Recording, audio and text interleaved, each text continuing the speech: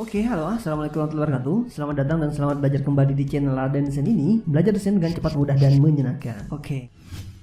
Membuat vektor wajah kartun di Coreldraw sangat mudah sekali. Jika teman-teman merasa kesulitan, itu hanya belum terbiasa saja. Jika teman-teman menonton video ini sambil praktek dan merasa terlalu cepat videonya, pertama, teman-teman bisa atur sendiri kecepatannya dengan klik tanda gear atau seteran di pojok bawah video ini dan pilih kecepatan. Kemudian bisa atur kecepatannya di sini. Dan kedua, jika teman-teman mau belajar dari nol cara membuat vektor wajah kartun, teman-teman bisa tonton video tutorialnya. Linknya akan saya sertakan di deskripsi dan di akhir video ini. Dan saya menggunakan Coreldraw X7. Dan jangan lupa, biar teman-teman tidak ketinggalan materi-materi tentang desain, klik tulisan subscribe yang ada di bawah video ini. Semoga bermanfaat.